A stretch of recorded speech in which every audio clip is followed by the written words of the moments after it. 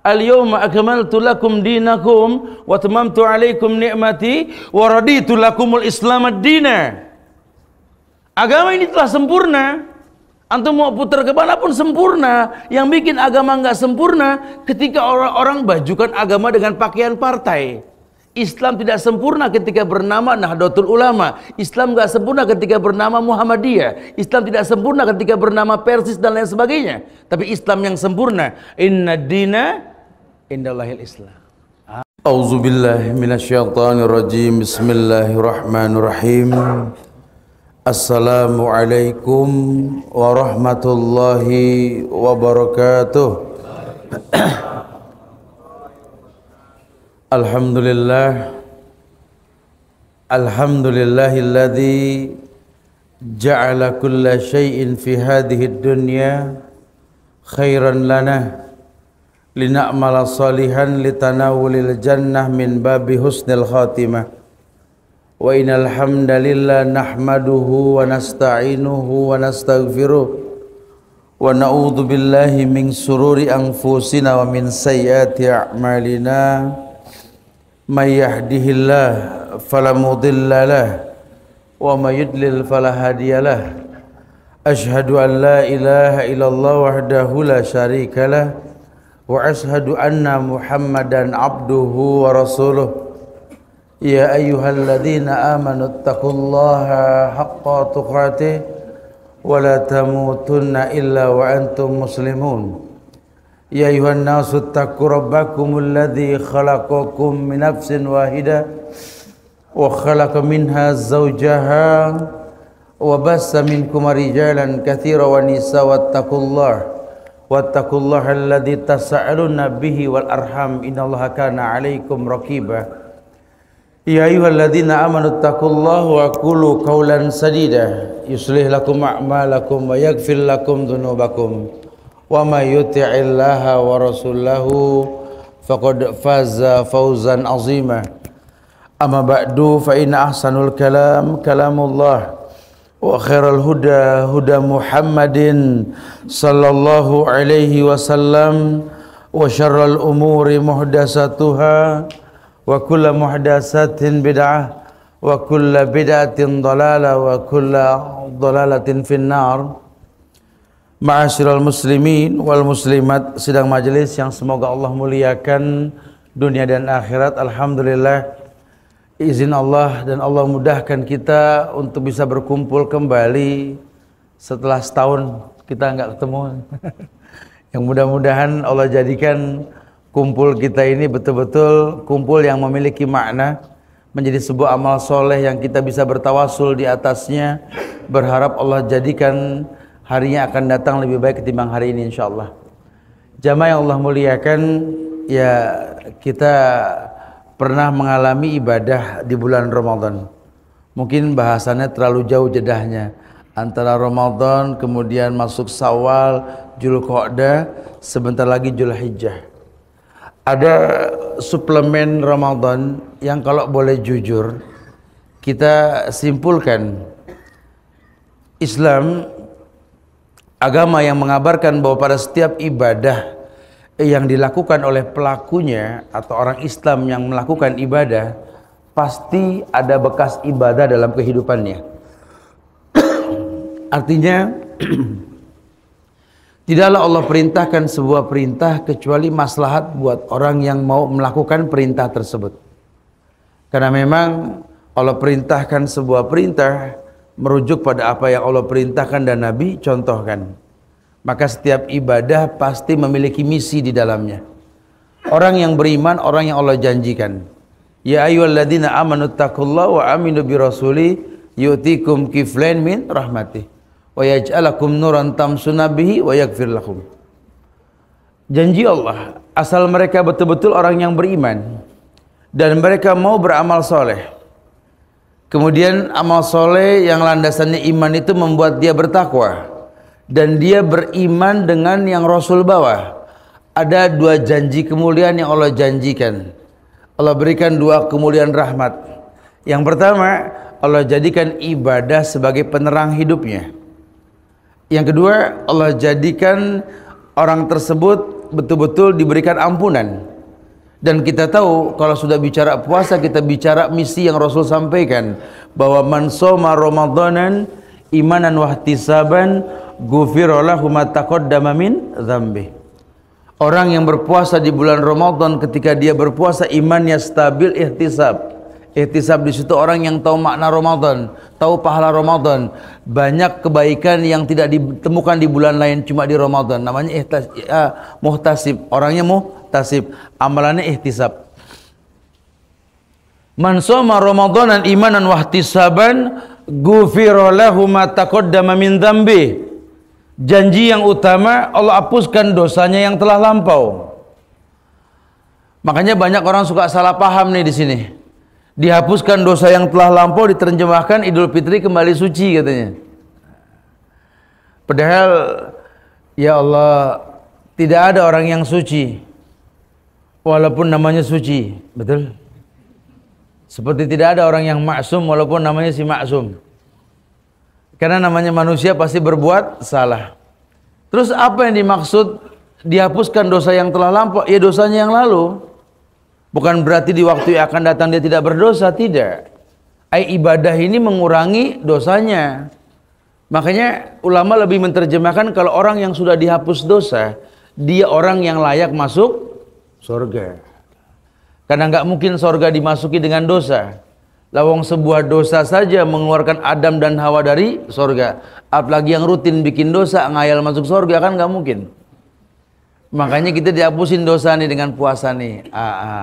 Ulama lebih sering menerjemahkan orang yang puasanya betul dihapuskan dosa, dalam tanda kurung dia akan memiliki karakter penghuni surga. Tuh. Jadi bukan mutlak jadi penghuni surga, ya mudah-mudahan, amin. Tapi kan dia manusia, sekarang dia taubat, besok senyum bikin dosa kan, manusia. Dia punya karakter penghuni surga. Penghuni surga itu karakternya apa, Ustaz? Ulama mengatakan ada 4. 1 di Quran, 3 di hadis. Yang di Quran itu yang sering kita baca. La yasma'una fiha lagwan wala ta'siman illa qilan salaman salam. Jadi ada misi bahwa orang tersebut jadi penghuni surga yang memiliki karakter pertama dalam Quran itu, penghuni surga itu tidak mungkin berkata kecuali yang baik. Makanya kalau kita merasa kita ini sudah diterima ibadah kita dan layak masuk surga, coba ukur diri kita. Sudahkah kita menjadi orang yang baik dalam lisan kita? Ini mulut standar penghuni surga dah. Ya, penghuni surga itu kagetnya aja istighfar loh. Astagfirullahaladzim, gitu ya. Dengar halilintar bergelegar, yusabbihu ra'at wal malaikatu min khifatih. Udah dandan rapi, siap meluncur ke kondangan, undangan sudah menanti. Hujan turun, enggak kecewa. Ya Allah, Allahumma sayyiban nafi'an. Ya Allah, hujan bawa manfaat. Tidak ada komplain dalam hidupnya. Hidupnya selalu banyak beristighfar, bertasbih, bertahmid, bertahlil. Coba. Makanya penghuni surga dijaga lisannya, karena dia tahu lisan ini kan corong hati. Yang keluar gimana yang diwarnai oleh hati. Kalau hatinya buruk, yang keluar ya buruk. Kalau hatinya baik, yang keluar yang baik. Gimana hati bisa baik? Jendelanya mata dan kuping, telinga. Kalau yang dilihat baik, yang didengar baik, hatinya baik, yang keluar baik. Tapi kalau yang dilihat buruk, yang didengar buruk, hatinya buruk, yang keluar kebun binatang. Betul?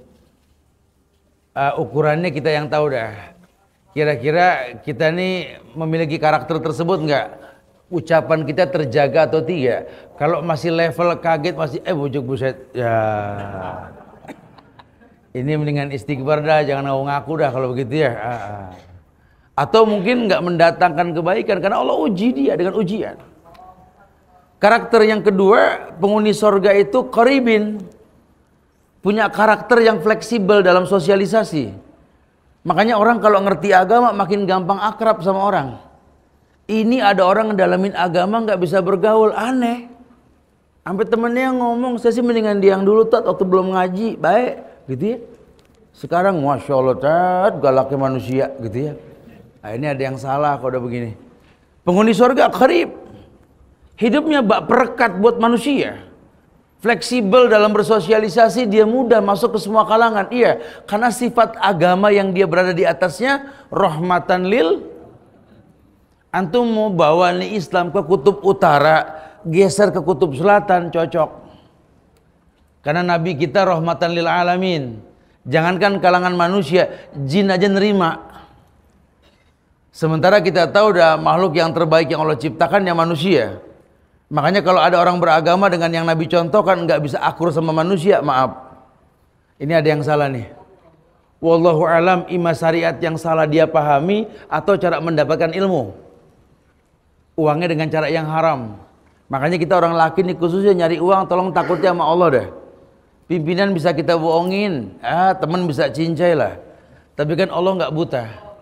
Sekarang kita kasih yang syubhat ke badan anak kita, apalagi yang haram. 10 tahun yang akan datang, lihat. Anak apal Quran sama orang tua ngebentak, coba lihat. Anak bisa agama tapi sama orang tua nggak akur, coba lihat. Yang lebih fatal ketika berumah tangga, subhanallah, mau ngasih uang ke orang tua, ngumpet-ngumpet dari istri, coba. Dok katanya sudah belajar agama, nih. Seakan-akan agama nggak berfungsi, ya, karena memang caranya yang salah. Harusnya tidak. Penghuni surga itu betul-betul fleksibel. Ya, dia nggak masuk dalam sebuah sistem yang manusia bikin. Cuma manusia membutuhkan dia, tuh agama. Qaribin, gampang masuk, gampang akrab. Yang ketiga hayyin. Hayyin, lembut. Ya, betul-betul menghidupkan suasana. Penghuni surga itu kalau sudah bicara, yang tidak ada solusi jadi ada solusi sama dia. Ya, dia bukan siapa-siapa, tapi tanpa dia tidak ada apa-apa loh. Ini penghuni surga hayyin. Orangnya fleksibelnya Masya Allah. Kemana aja dia masuk, lembut dalam tutur kata. Ya, mungkin terkesan nggak diperhitungkan di mata masyarakat. Cuma kalau nggak ada dia semua nyari. Itu penghuni surga. Sahlin. Yang keempat, karakternya mudah. Orangnya nggak ruwet. Karena dia tahu hidup ini kurang lebih. Sampai-sampai kalau dia mengangkat seorang imam berbuat salah, dia nggak kecewa, lawang imam manusia, pasti salah dong, gitu loh. Nggak gampang membuat rusaknya tatanan aturan main pemimpin tersebut. Dia berusaha untuk menjadi orang yang bermanfaat buat orang lain. Cinta sejati dia miliki, mencintai sesuatu karena kekurangan yang dia lihat. Tuh penghuni surga. Ini efek ibadah. Nah, ibadah-ibadah tersebut dikumpulkan dalam sebuah bab tazkiyatun nafs. Yakni bab yang berkaitan bekas dan faktor penunjang iman kita manis ketika selesai ibadah. Yang pertama, ada bekas ibadah. Yang pertama dikatakan oleh Syekh Salim bin Id Al-Hilali dalam kitabnya Tazkiyatun Nafs. Beliau mengatakan bahwa orang yang beribadah dengan betul, maka selesai ibadah dia akan menjadi orang yang betul-betul tahu bahwa memang dirinya tercipta untuk beribadah. Sehingga dia berhusnuzon kepada Allah yang menciptakan dia. Dia tahu bahwa tidak ada sebuah takdir pun yang membuat buruk hidupnya. Dan dia optimis, berani mengatakan bahwa takdir ini nggak kejam. Karena banyak orang sekarang menganggap takdir itu kejam, betul? Padahal tidak ada satu nabi pun yang berkata takdir itu kejam. Bahkan seorang ulama pun tak ada yang berkata, kecuali seorang yang nggak jelas mengatakan takdir itu kejam. Itu pun produser Siram Punjabi, betul? Di Islam tidak ada istilah begitu ya. Orang boleh bikin judul film, cuma maaf Islam bukan film. Walaupun memang kenyataan banyak orang Islam jadi rusak gara-gara film, betul? Dulu zaman masih antena TV swasta belum banyak kayak sekarang. Ya Allah, tanya ada orang-orang KUA, bercerai jarang manusia. Masih zaman tower cuma satu, TVRI, itu pun hitam putih, betul? Kalau mau warna ganti kaca depannya, ntar merah, ntar hijau. Yang digedein tahun 70-an ngalamin dan di masa-masa begini ya. Zaman TV dijepit ke aki, betul? Unyil juga belum pakai laptop waktu itu ya, masih hitam putih. Masya Allah. Tapi ketika sekarang sudah banyak tower tontonan, sudah banyak tawaran, orang bisa menyaksikan semua kerusakan mulai datang satu persatu. Coba lihat. Ternyata ilmu pengetahuan menimbulkan mudarat. Sehingga banyak orang yang picik pandangan menganggap ini ilmu pengetahuan bid'ah. Entar dulu, bid'ah dari mana? Lawang ilmu itu kan pengetahuan. Tidak ada yang namanya ilmu itu bid'ah. Kecuali kalau sifatnya ibadah yang dirutinkan tanpa contoh, beda bab. Jangan bilang mic ini bid'ah. Ini ilmu pengetahuan. Zaman Rasul memang belum sebanyak zaman Utsman umat saat itu kan. Nabi cuma perintahkan Bilal naik ke atas Ka'bah. Azinin nas ya Bilal. Anna waktu salat qad dakhalu. Kabarkan manusia tentang waktu salat bahwa sudah masuk. Bilal pun azan di atas Ka'bah. Berjumlahnya manusia bertambah. Barulah kemudian zaman Utsman diinisiatifkan adanya menara. Pun tidak dikatakan bid'ah. Kenapa? Karena memang ijma'nya sahabat maksum, orangnya tidak. Dan Utsman adalah sahabat radhiyallahu anhum. Betul. Dibuatlah menara pasca Utsman agar suara azan lebih jauh lagi dari atas. Terus ilmu pengetahuan berkembang. Sekarang nggak perlu mahal-mahal bikin menara, cukup mic. Ya, dan ini memang sangat-sangat mudah sekali kita dapatkan, masya Allah. Dan nanti akan tambah lagi ilmu pengetahuan yang lain. Ya, terbukti sekarang kita sudah mudah sekali. Kita nggak perlu ngebahas satu rakaat sholat dengan bukti 625 hadis yang sahih. Kadang-kadang YouTube itu video pendek yang dibuat 5 menit antum bisa sholat dengan betul. Masya Allah. Bukan berarti lantas sudah cukup dengan YouTube. Tidak. Karena memang yakin itu timbul dengan 3 tahapan. Ilmu yakin, ainul yakin, hakul yakin. Mungkin kabar dari YouTube, browser atau internet itu kan ilmu. Tapi untuk memantapkan ilmu kita harus ainul yakin dong, ngelihat. Makanya sudah paham sholat, sholatlah bersama orang-orang yang ruku, warka'u marokin. Rukulah bersama orang-orang soleh. Lihat, sudahkah ruku yang anda pelajari ini mirip seperti yang orang soleh lakukan? Lihat. Ya, kalau memang belum, tanya. Sampai kita tahu bahwa yang namanya ibadah ini betul-betul semua dicontohkan oleh Rasulullah Sallallahu Alaihi Wasallam. Tidak ada satu pun kecuali beliau contohkan. Dan kita harus berilmu tentang ini. Sehingga ketika dia sudah berilmu, dia sudah ainul yakin, baru timbul keyakinan yang hak. Tahapan keyakinan. Ilmu yakin, ainul yakin, hakul yakin. Baru kita bicara ikhlas. Nah kalau orang sudah ikhlas, standar rukun ibadah, ittiba dan ikhlas. Enggak bisa orang ikhlas tanpa keyakinan, tidak bisa. Timbulkan keyakinan karena ilmu. Imma ilmu yakin, ainul yakin, hakul yakin, timbul keikhlasan. Kau rasakan bekas ibadah. Janji Allah tadi, yu'tikum kiflain min rahmati. Karena kalau kamu beriman, beramal soleh, dan kamu bertakwa dengan amal soleh yang kau lakukan, janji Allah, yu'tikum kiflain min rahmati. Ada janji Allah yang jelas. Allah akan berikan 2 kenikmatan dari rahmatnya. Ibadah akan wa yaj'alakum nuran tamsuna bihi. Ibadah akan menjadi cahaya penerang hidupmu. Kau sholat, kau akan menjadi orang yang tercegah dari maksiat. Kau sholat, kau tidak akan pernah melakukan kemungkaran. Karena efek sholatmu, tanha anil faksawal mungkar. Cuma kalau tidak, lihat kenyataan. Yang nangkep sama yang tangkep sama-sama sholat. Masya Allah. Ini kan satu keanehan. Yang bingung hakim yang bukan Islam. Gimana sih ini? Kan begitu ya. Ya akhirnya yang awam mengatakan, ya mendingan kita juga yang gak sholat. Begitu. Waduh. Jadi pemahaman kita kayak orang-orang liberal ya. Menghakimi Quran dan Sunnah menurut mereka bisa dikritisi. Subhanallah.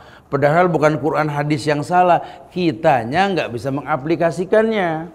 Jangan salahkan Quran dan Sunnah. Ini ayat sudah sempurna. Al-yawma akmaltu lakum dinakum wa tamamtu alaikum ni'mati wa raditu lakumul Islam ad-dina.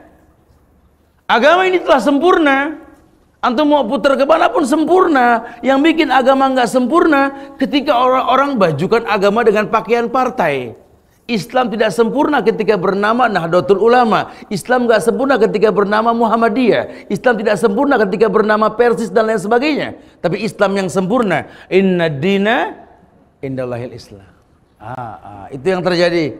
Karena kita menganggap agama itu organisasi. Ini keburukan.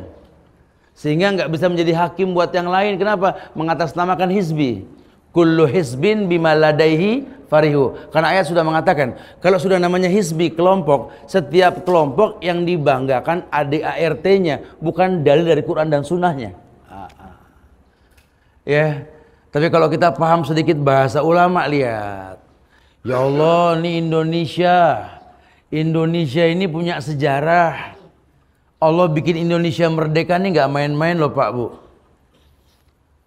Ya, kafir Belanda itu diusir oleh orang-orang yang sederhana loh dari Indonesia ini. Kita pernah punya orang-orang hebat. Dulu waktu zaman ini katanya Sriwijaya itu kerajaan paling sukses dalam hal maritim. Majapahit tentang alih strategi dengan panglimanya Gajah Mada. Oh, Masya Allah. Jujur, tetap aja nggak bisa mengusir Belanda dan Portugal dari negeri ini. Tapi ketika dipegang sama orang Islam, bambu runcing bikin kocar kacir. Betul? Kenapa? Jenderalnya ulama. Kan kita punya jenderal yang namanya Sudirman, betul? Ini kalau orang tahu siapa Sudirman, geleng pala ini. Ini ulama dari Rembang, ulama Muhammadiyah, murid dari Kiai Haji Ahmad Dahlan ini. Masya Allah. Penghafal Quran, nggak tanggung-tanggung. Masya Allah. Kita pernah dengar satu sejarah yang mungkin anak sekarang nggak paham. Ada namanya Ustadz Heril Anwar tuh bikin puisi itu di situ. Dia bikin judulnya Kerawang Bekasi. Masya Allah. Ini cerita Kerawang Bekasi diabadikan dalam sebuah puisi, itu kan? Ada satu kalimatnya, di atas tulang belulang yang berserakan itu.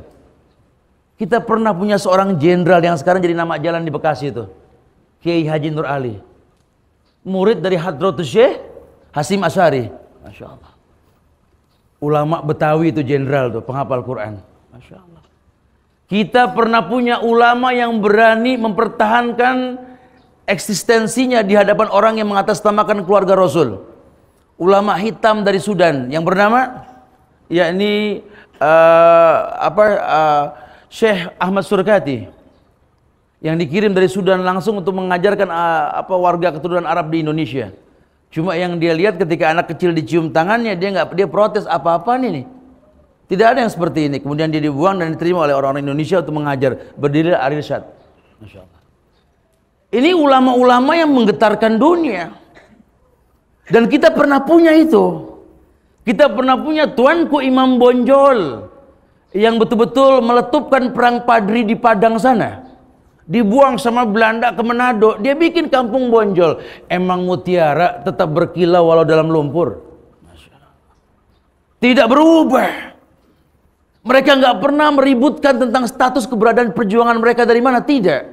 Karena target mereka bak piramid yang tegak, berpisah di bawah, satu ketemu di atas, yakni menegakkan lillahi kalimatillah.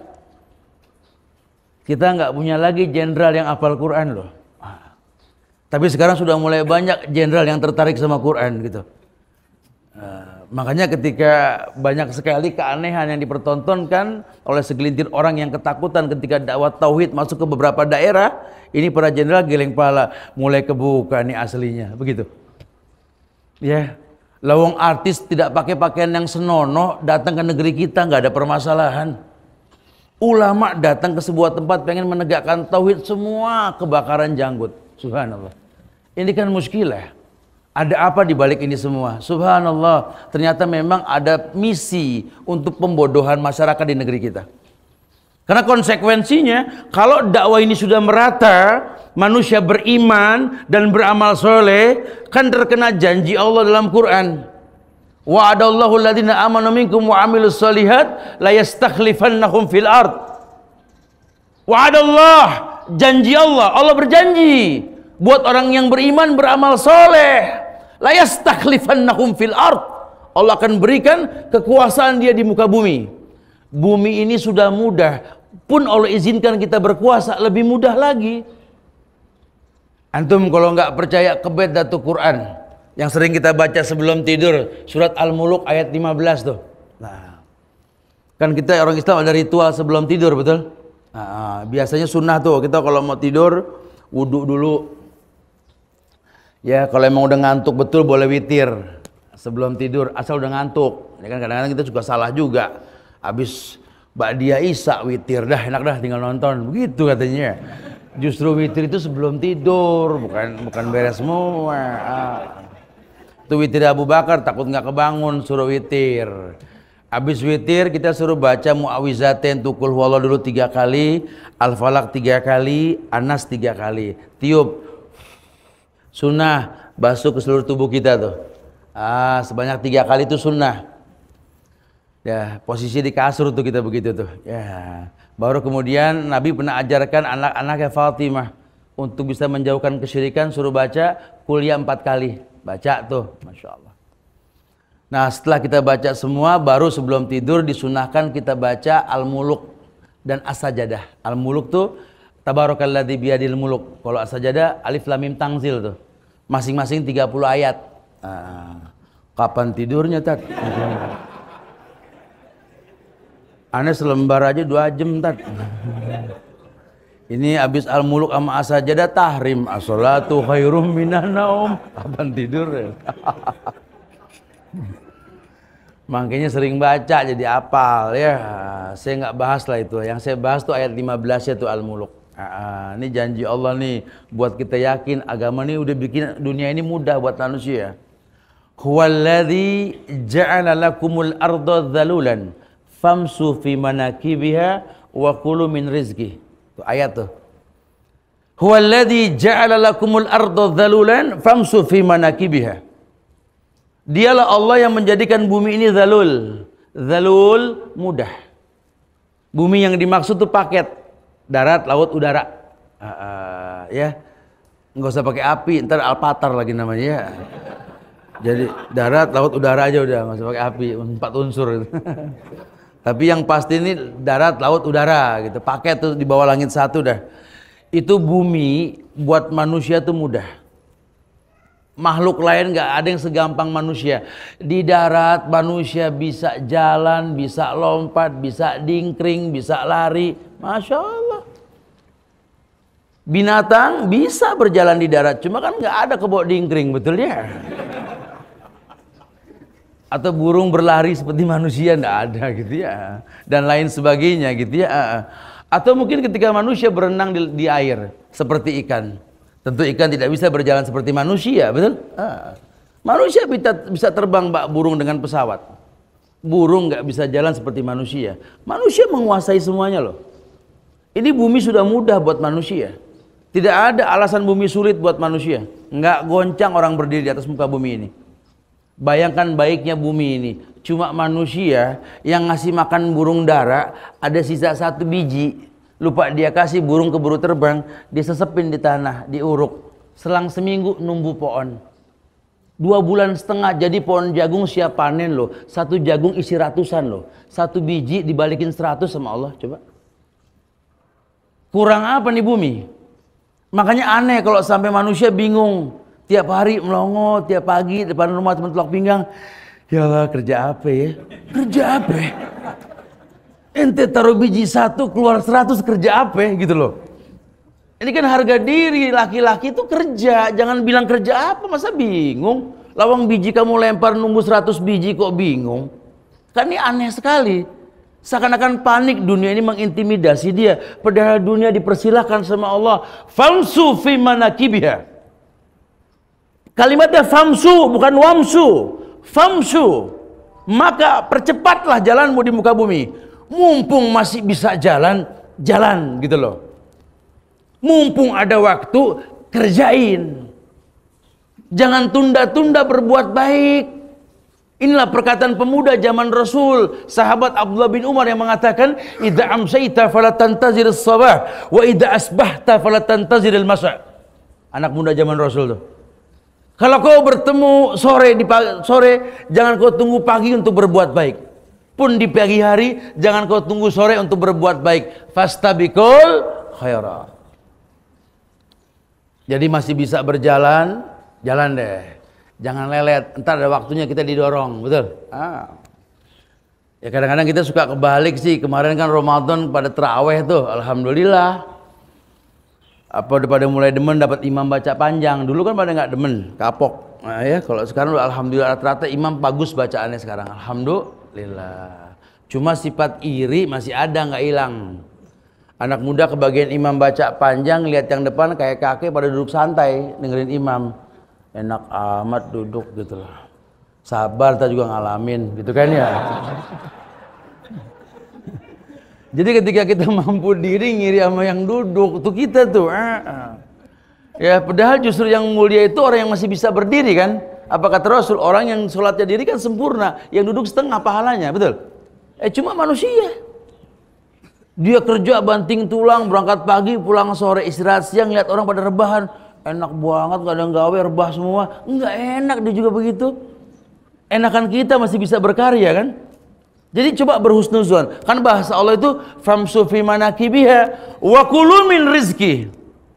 Dan makanlah rezeki yang Allah siapkan. Nah kalau sudah bahasanya rezeki Allah, Allah nggak kasih yang haram. Allah nggak kasih yang syubhat. Li'anallaha tayyib la yaqbalu illa tayyiban. Karena Allah baik, cuma nerima yang baik gitu. Jadi jangan kita anggap nih kalau buruk yang kita perbuat kemudian kita rasakan ini adalah dari Allah, jangan. Ya, maling berhasil punya rumah mewah gara-gara nyolong. Dia ngomong sama temennya nggak tahu siapa dia, ya cuma alhamdulillah dan masih kerja keras, gitu katanya. Alhamdulillah. Padahal kan ini masya Allah. Atau mungkin seperti orang yang apa ya, nggak pernah ibadah kemudian kena masalah. Ya mungkin karena pergaulannya bagus, teman pada nengokin. Ya udah dah, sabar dah. Dia nyaut, iya sih ya Allah, yang namanya ujian. Ujian. Yang diuji sama Allah yang bagus agamanya, ini sholat kagak dibilang ujian. Ya emang anda lagi diuji tak sama Allah, ajab. Uji dari mana ente? Sholat kagak bilang ujian manusia. Kecuali kalau bagus ibadahnya, ya kemudian dia minta yang terbaik, dapat yang buruk oleh Allah, ujian. Nah, ini sholat kagak minta boro-boro bilang ujian, ya nggak bisa. Karena kalau ujian itu sifatnya membuat sempurna orang yang diuji, gitu loh. Ya itulah cara Allah menyempurnakan manusia. Allah uji manusia. Alam ya'ni lilladzina amanu an takhsha'a qulubuhum li dzikrillah wa man nazala min haq wa man nazala minal haq. Allah panggil di Quran, tuh suruh lihat orang beriman yang diuji. Lihat, ujian membuat dia makin khusyuk. Lihat. Ya, bukan malah membuat dia jadi putus asa atau mungkin dia jadi berbuat kufur, tidak. Karena dia tahu la yukallifullahu nafsan illa wus'aha. Dia tahu Allah nggak mungkin uji dia di luar batas kemampuan. Lihat kelasnya orang beriman. Ya, kemudahan. Famsu fi manakibiha wa kulu min rizki wa ilaihin nusur. Dan hanya kepada Allah tempat kembali. Cuma ke Allah tempat kembali. Ini kan perintah kita untuk paham. Semua yang kita miliki cuma titipan gitu loh. Makanya Ramadan kasih kita suplemen hidup 11 bulan ke depan ini, kita menjadi orang yang berhusnuzon dengan takdir.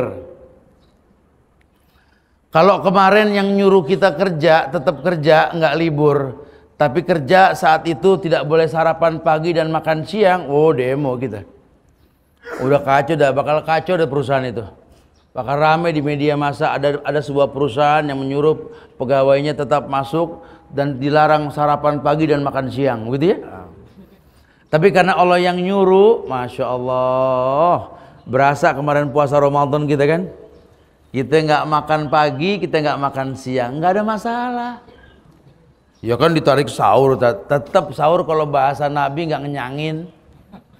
Nabi yang bilang kan, tasyaharu wala bijur'atim mimma, tasaharu wala bitamar, kata Rasulullah. Sahurlah kalian walaupun dengan segelas air. Sahurlah kalian walaupun dengan sebutir korma. Tuh Nabi yang ngomong. Cuma kemarin saya gagal ngomong ke anak muda masalah begituan. Jadi kalau kalian mau puasa, sahurlah. Jangan sampai nggak sahur. Kenapa? Karena beda puasa kita sama puasa orang kafir makan sahur. Kata Nabi, faslun baina siyamina wa siyami ahlul kitab aklatus sahur. Beda puasa kita sama puasa ahlul kitab makan sahur. Suruh makan sahur. Oh alhamdulillah, kata anak muda.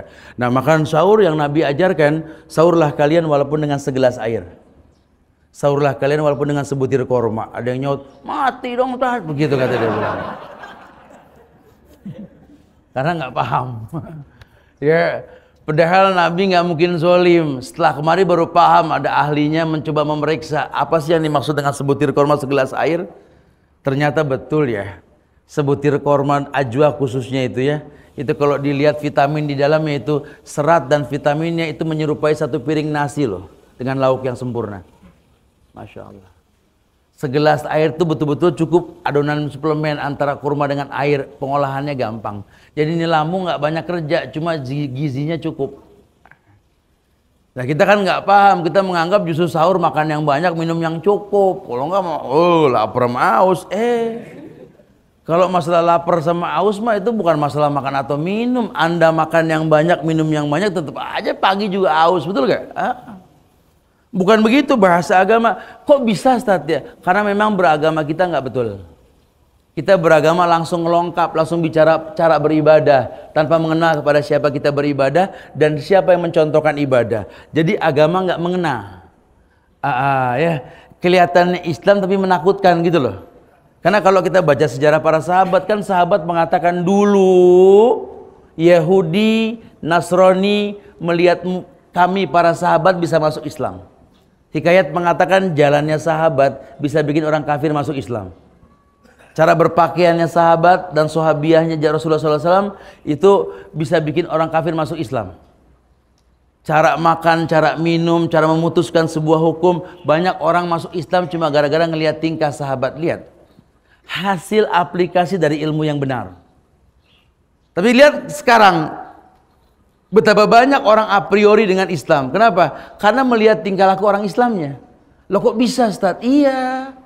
Karena berapa banyak orang Islam yang beragama nggak kenal Tuhannya. Berapa banyak orang sholat nggak paham Allah. Bahkan dia nggak menghafal nama Allah. Bahkan ketika ditanya gerakan sholat yang dia lakukan, di hadis apa? Nabi berkata apa? Nggak paham. Namanya taklidil a'ma. Gugur hukum. Sholatnya sah. Cuman pahalanya hilang, berkahnya jauh. Akhirnya nggak ngefek ibadah, nggak ngefek. Katanya ibadah tanha anil faksa wal mungkar. Katanya ibadah membuat orang jauh dari perbuatan keji dan mungkar. Sholat begitu kan. Tapi kenyataannya sholat Allahu Akbar sama orang tua ribut. Allahu Akbar sama mertua nggak akur. Allahu Akbar kerja di perusahaan nggak seperti komitmen. Masuk jam 8 pulang jam 4, prakteknya masuk jam 10 pulang jam 2. Coba sholat. Ini kan nggak ngefek namanya. Belum lagi ibadah-ibadah lainnya, coba lihat. Lah kalau dibiarkan emang umur makin panjang. Apa kan umur makin dekat lubang kubur. Ini kalau kematian mendatangi kita, stok apa yang kita bawa ke Allah. Sementara Allah pengen setiap ibadah itu menjadi baik buat si pelakunya gitu loh. Tapi kenyataannya tidak. Banyak orang beragama tanpa hukum, tanpa dalil. Sehingga sekedar gugur hukum. Tapi lihatlah buktinya tidak ada. Nah dulu pasca para pahlawan di negeri kita, efeknya dahsyat loh. Geleng pala ini kafir Belanda ini. Dengan senjata canggihnya ini nggak bisa mereka merontokkan hati Sudirman.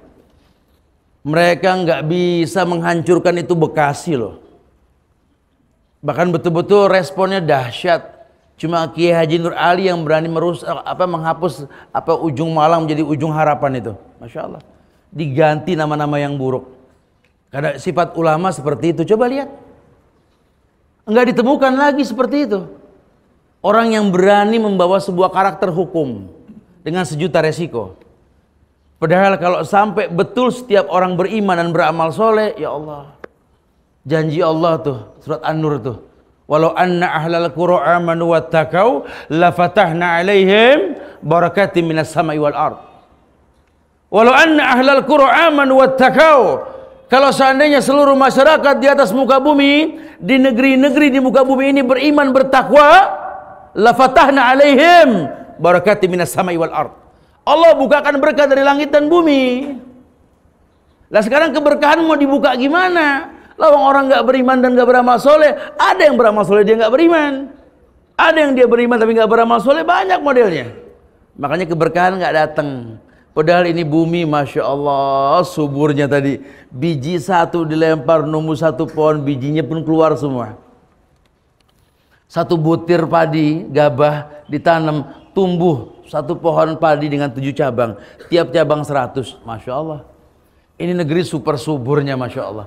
Ya, Anda bikin gagang pacul nggak usah bingung, pohon apa aja bisa. Tebang tuh pohon angsana, cari batang tuaan dikit jadi gagang pacul. Habis pakai teledor nggak dirapihin, dia pulang, dia pergi, seminggu balik, tuh pacul nggak bisa diangkat, bakar. Betul, Masya Allah. Ini negeri subur banget, Masya Allah ya. Jadi kalau sampai dia nggak bisa menaklukkan dunia, ini ada keanehan nih. Oh, memang dunia nggak layak untuknya. Ya, padahal kalau dia mau, dia paham, semua ibadah mendatangkan kemudahan. Karena janji Allah, Allah akan berikan kemuliaan buat orang yang beriman dan beramal soleh. Allah musta'an. Ya, jadi betul-betul bekas tampak dalam kehidupan. Dan kita berharap Allah berikan dampak tersebut dalam kehidupan kita, insya Allah. Nah, jamaah yang Allah muliakan, ini bekas-bekas ibadah. Banyak sekali, karena waktu yang nggak memungkinkan kita bahas secara detail ya. Ya bantu doalah, semoga Allah mudahkan kita bisa merutinkan nanti insya Allah ya. Karena banyak sekali kajian-kajian yang penting disampaikan. Jadi secara umum bahwa ibadah itu membuat si pelakunya itu menjadi baik. Nah kalau bahasanya baik ini ya Allah yang punya ukuran. Karena setiap kebaikan ada balasannya dari Allah. Wallahu musta'an. Fadhol, silakan yang mau bertanya, kita berdialog. Silakan. Akhiru da'wana alhamdulillahi rabbil alamin. Fadhol.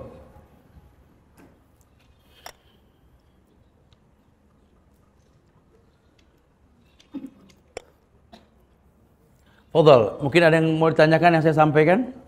Atau mungkin seputar kurban di Zulhijjah, mau ditanyakan, Fadhal silakan. Karena kita nggak bahas itu.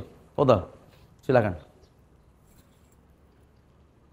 Buat orang perempuan silakan mau ditulis.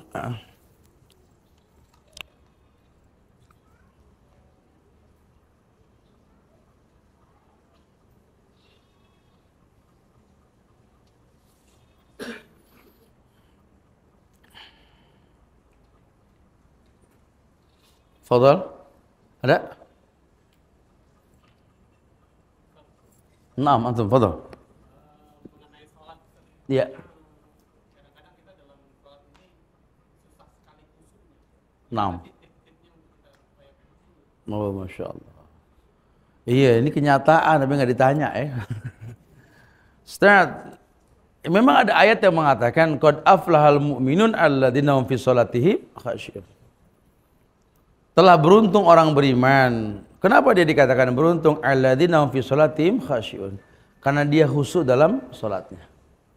Nah, orang yang khusyuk dalam sholat ini adalah orang yang betul-betul paham apa yang dia lakukan. Alasan pertama bahwa sholat ini bukti iman. Yang kedua, dia minta tolong kepada Allah dengan sholat.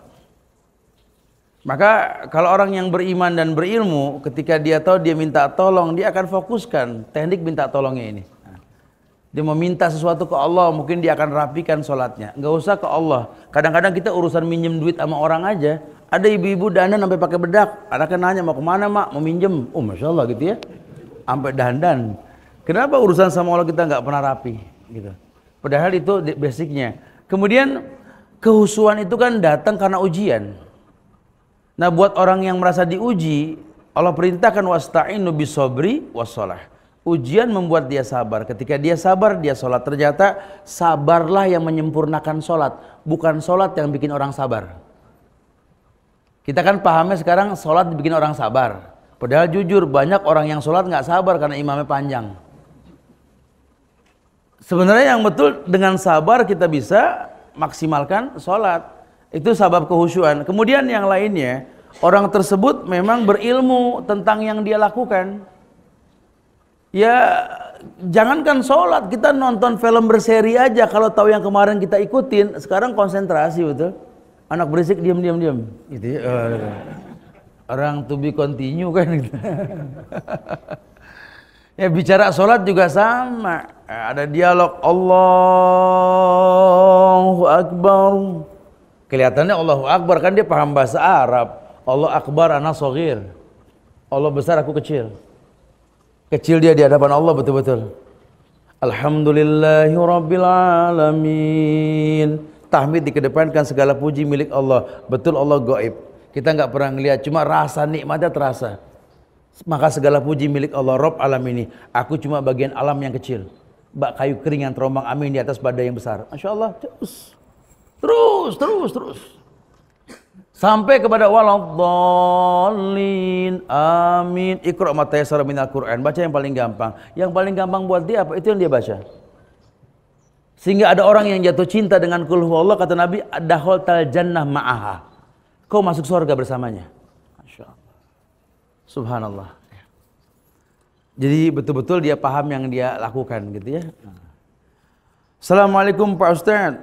Selain berhusnuzon pada Allah, apa saja bekas-bekas ibadah itu yang bisa dilihat dari seseorang, terutama ibadah-ibadah sesuai yang sunnah? Ya, yang pasti orang tersebut menghiasi yang wajib dengan yang sunnah.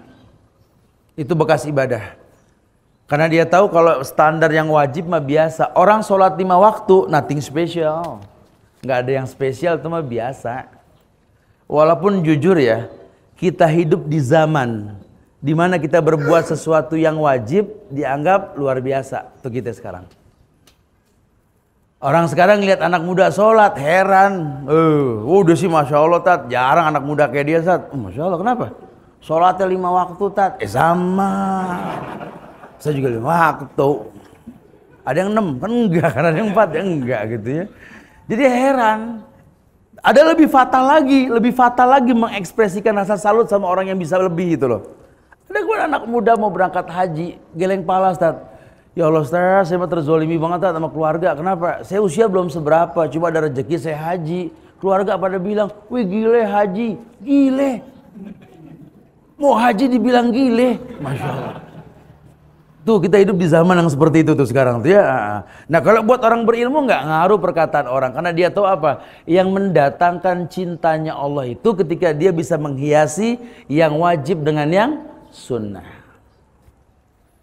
La yazalu abdi yataqarrabu ilayya bin nawafil hatta uhibbahu. Tidaklah seorang hamba menghiasi yang wajib dengan yang sunnah. Salat, qobliyah, ba'diyah, Ramadan, Senin, Kemis, Yaumul Bid, puasa-puasa sunnah lainnya, ya, haji dengan umrah, zakat dengan sedekah. Wallah. Ya, nikah dengan ta'adud, enggak begitu ya. Tahu salah paham lagi ntar ya. Maksudnya yang sunnah ini enggak begitu bahasanya. Tapi jujur, kalau sunnah tersebut mendatangkan cintanya Allah. Kata Allah, "La kuntu ahbabtu", kalau Allah sudah jatuh cinta, idza sa'alani la utiyannahu wa idza sta'adzani la uidzannahu. Kalau dia minta pasti kuberi. Dia minta perlindungan pasti kulindungi. Tuh makanya dia khusyuk.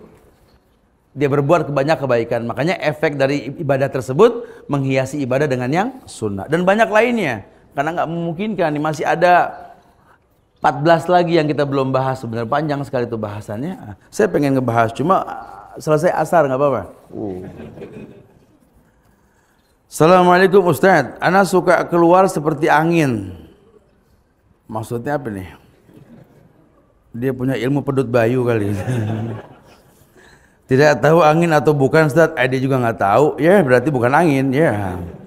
Afwan Ustaz, dari kemaluan yang kala ana sholat batal tidak sholat ana Ustaz. Wallahu alam biswaf. Bahkan dari tempat yang layak dikatakan batal karena angin keluar pun, kalau kita yakin itu nggak tercium baunya, bukan membatalkan. Wallahu alam, begitu kata fikih ya. Taib. Apa yang harus Anda lakukan Ustaz? Ya sudah, meyakinkan mana yang mesti kita tetapkan.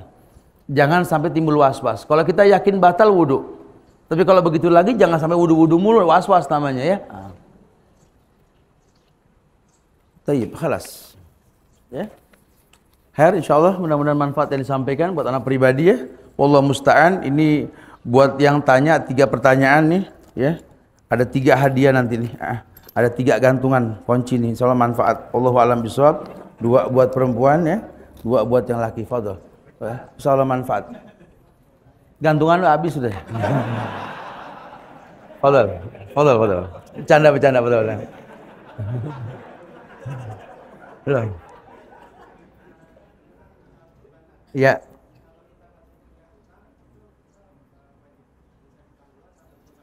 Ini pertanyaan Syawal. Ya sudah pernah ditanyakan ya. Ada 135 orang yang nanya ini waktu itu ya.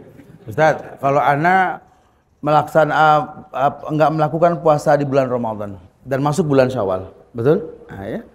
Apakah di bulan Syawal tersebut ana harus mendahulukan bayar hutang atau puasa sunnah? Yang sahih ketika memang masih panjang waktu puasa sunnah Syawal, yang wajib lebih dikedepankan. Ya bayar hutang. Tetapi kalau seandainya Syawal sudah mau habis, maka Syawal dikedepankan karena terikat dengan bulan. Wallahu a'lam bishawab, seperti itu ya. Pak Ustadz, saya nabung di bank syariah, lalu saya cairkan dapat bunga kelebihan. Syariah ada bunganya emang? Uangnya saya sumbangkan ke masjid. Apakah harus kita kasih tahu kepada DKM kalau itu bunga bank? Ya iya. Sehingga mungkin kalau memang itu benar-benar bunga bank, haram untuk dikonsumsi dan dijadikan sebuah bagian masjid, jadikan dia tempat spiteng atau mungkin selokan atau jalan menuju masjid masih diperbolehkan. Tapi kalau tempat ibadah mutlaknya nggak diperbolehkan, karena masjid ini la masjidun usissa ala taqwa min awali yaumin. Masjid didirikan atas dasar takwa sejak awal berdirinya. Wallahu a'lam bishawab ya. Kan insyaallah manfaat yang disampaikan, minta maaf pada kekurangan, kesempurnaan hanya milik Allah. Kita tutup dengan kafaratul majlis. Subhanakallahumma bihamdika, asyhadu an la ilaha illa anta, astaghfiruka wa atubu ilaik. Assalamualaikum warahmatullahi wabarakatuh.